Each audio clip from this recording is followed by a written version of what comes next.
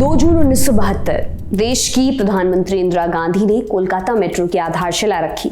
उस समय तक भारत में कहीं भी मेट्रो सुविधा नहीं थी। उनकी हत्या से कुछ दिन पहले 24 अक्टूबर 1984 को ये प्रोजेक्ट पूरा हुआ और आज कोलकाता मेट्रो ने देश में पहली अंडर वाटर मेट्रो चलाकर अपने हिस्से एक और मील का पत्थर जोड़ लिया है। तो हमने सोचा कि आसान भाषा में आज आपको बताएं अंडर वाटर मेट्रो लाइन क्या है, दुनिया में और कहां-कहां अंडर वाटर रेलवे लाइंस हैं और कोलकाता मेट्रो का इतिहास क्या है। नमस्कार, मेरा नाम दिव्यांशी सम्राट है। आप देख रहे हैं जटिल मुद्दों को आसानी से समझाने वाला हमारा प्रोग्राम आसान भाषा में।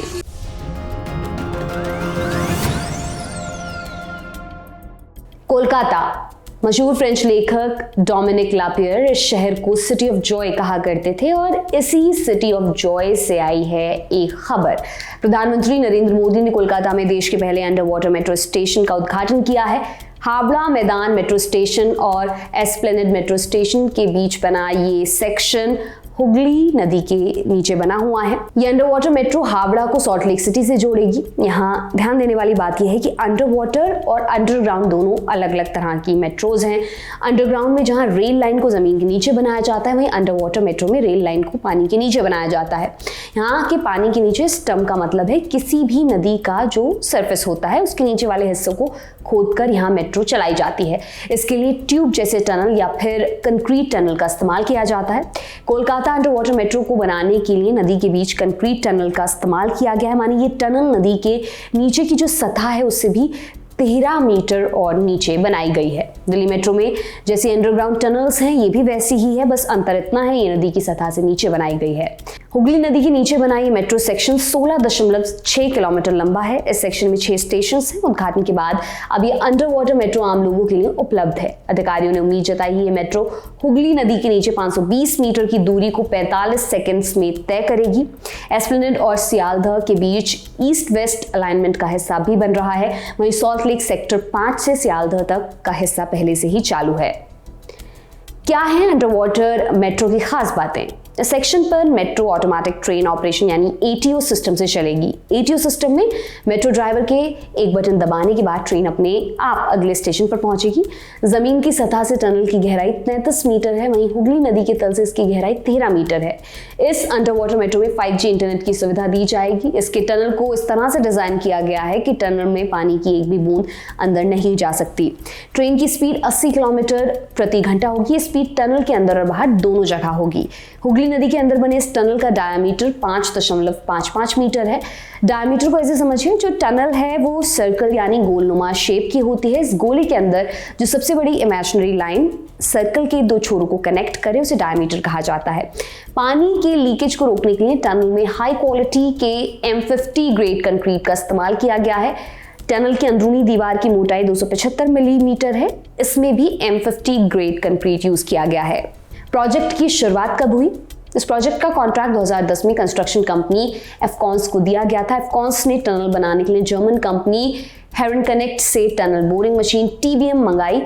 खास बात यह थी कि जर्मन कंपनी से मंगाई गई इन TBM मशीनों के नाम एफकॉन्स के एक कर्मचारी की बेटियों के नाम पर रचना और प्रेरणा रखे गए। प्रोजेक्ट शुरू होने के बाद सबसे बड़ी दिक्कत आई मिट्टी की खुदाई में। ऐसा इसलिए क्योंकि पूरे कोलकाता में मिट्टी एक जैसी नहीं है। कुछ ही दूरी पर अलग अलग तरह की मिट्टी पाई जाती है।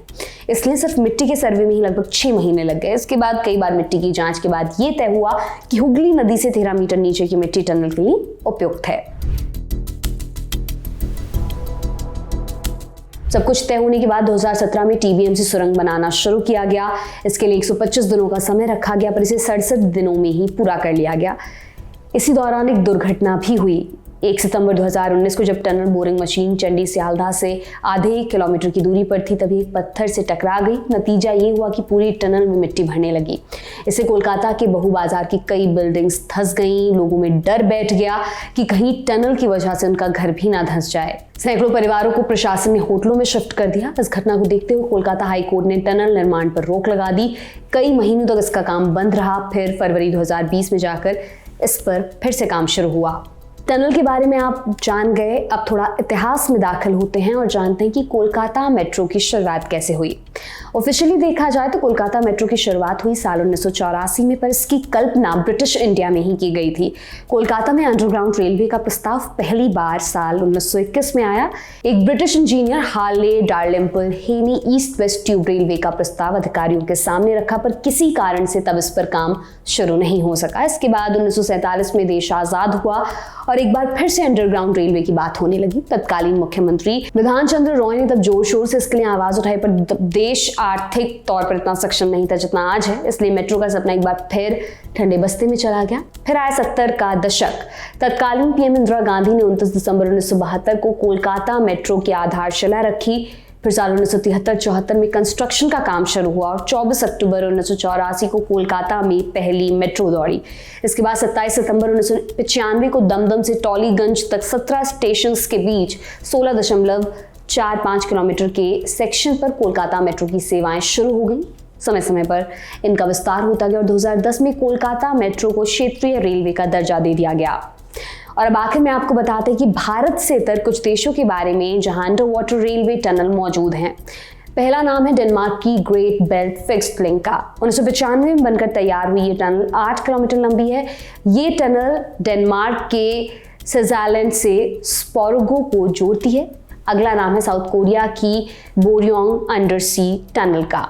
6.92 किलोमीटर लंबी ये टनल बोरयोंग को वॉन्सन आइलैंड से जोड़ती है, जिसमें अगला नाम है मारमारे टनल का। ये टनल तुर्की के इस्तांबुल में है। मारमारे टनल एशिया से यूरोप को जोड़ने वाली रेल टनल है। अगला नाम चैनल टनल का है। इस टनल का 37.9 किलोमीटर हिस्सा पानी के नीचे ही फ्रांस और इंग्लैंड को कनेक्ट करती है। और अब नाम आता है जापान की मशहूर सेकैन टनल का। इसका कुछ हिस्सा समुद्र में है। इस टनल का कंस्ट्रक्शन 1988 में पूरा हुआ था। और आखिर में नाम है अहमद हमीदी टनल का। ये टनल मशहूर स्वेज नहर के नीचे है। इसमें 7 सुरंगें हैं, जिसमें से 2 रेलवे के लिए हैं। ये टनल सिनाई पेनिनसुला को अफ्रीकी महाद्वीप से जोड़ती है।